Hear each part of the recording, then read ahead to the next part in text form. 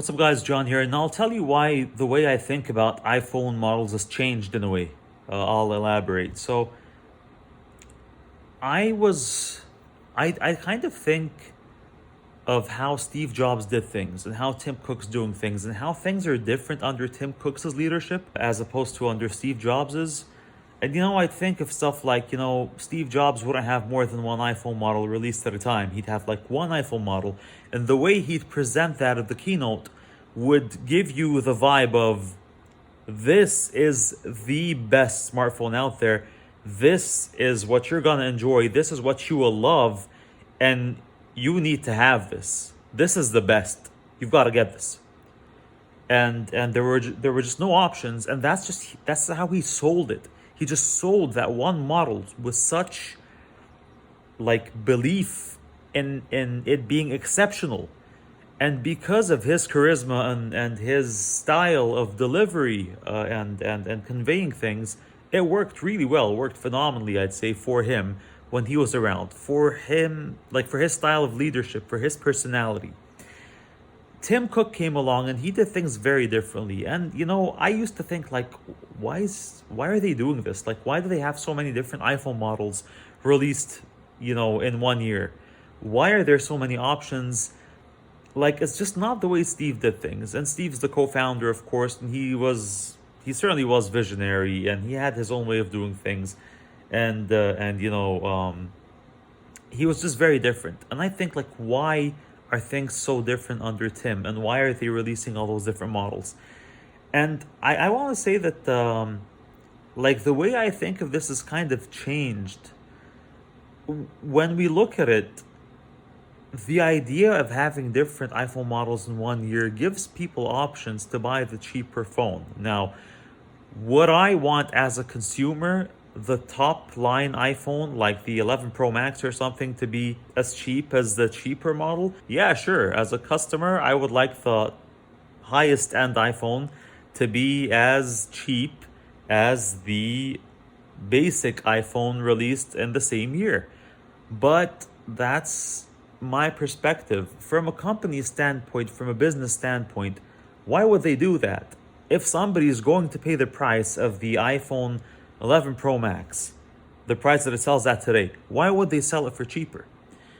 And like, I'm guessing they probably did their math and figured that the net income of all iPhone model sales of one particular year, if they have different price categories and they have the prices that they have today, they probably figured out that their net income and their projected sales are going to bring in more income as opposed to having lower prices on the highest end iPhone model of that year. Does that make sense? So they probably have it figured out. They probably did the math. They are Apple after all. So the point is, yes, as a consumer, I would probably want the highest end iPhone to be as cheap as the most basic iPhone released in the same year. But from a business standpoint, they're doing what's best for their company. The stock value has skyrocketed, obviously, since Steve Jobs' time. The company, financially, is doing much better, and they're giving people choices. And to be completely frank with you, I mean, I know, like, I like having a nice iPhone camera on my iPhone. I currently have an iPhone XS. I don't have an 11 Pro. But, like, the thing is, not everybody wants every new iPhone. And not everybody wants to pay more for the best camera. Some people are fine with the not top-of-the-line camera. Some people today might be fine with the iPhone 8.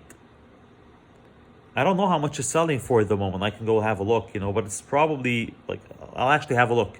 Okay, so the iPhone 8 at the moment, if you don't have a trade-in, it starts from $449 US dollars. So that's a nice price. Like, some people are fine with that. And someone might say, well, I mean, for that price, I can buy a much better Android phone with more specs and all of that. Okay, that's fine, sure. But you're not getting an iPhone. Somebody may already be in the ecosystem, the iPhone ecosystem. And even if they're not, even if they only have iPhone, they may just be comfortable with the software. I'm comfortable with iOS, very comfortable with it. So for that person, an iPhone 8 today in 2020 starting at $449 may be what they want, maybe what they're satisfied with, maybe what they're comfortable with, and they don't want the more specs that an Android phone offers for the same price with more specs or capabilities. And so what I'm trying to say is, like, I used to think, like, why are they releasing so many models of iPhones in the same year, and why aren't they doing it the Steve Jobs way? But times have changed, and it's more options for more people, for different customers of different buying capabilities. And the company, from a business standpoint, is doing super well. So now the way I'm thinking of it, I guess, is sure, why not? I mean, I'm not everybody. Everybody has their own way of thinking, their own priorities. Different people may want to buy different iPhone grades for different reasons. So hey, I mean, like, if it works for different people and for more people, why not? Have many models released in 1 year. Have many iPhone models released in 1 year. 3 if you want to do more than 3. Apple, sure, go for it. And the idea that things have changed from when Steve Jobs was around, well, yeah, sure. I mean, tech companies are relatively young in the grand scheme of things compared to other established companies. Like, if you compare tech companies to pharmaceutical companies, let's say, for example, whoever founded Abbott, the pharmaceutical company, like, can I today say that whoever the CEO of Abbott is doing everything exactly the same way as the founder of Abbott would have done it? I don't know how many founders it had, one or more, but anyway, like, regardless, let's assume Abbott had one founder. Am I gonna sit here today and say, well, today's CEO, he's not doing things the way the founder of Abbott would have done them? No, I don't think like that. It's a different time. And there's different leadership. And, like, lots of things in the world have changed. So things change. Life goes on. Life goes on, and things are the way they are now. And that's just how they are. So yeah, more than one iPhone model every year? Why not? Thanks for watching, guys. If you like this, please subscribe, and I'll see you next time.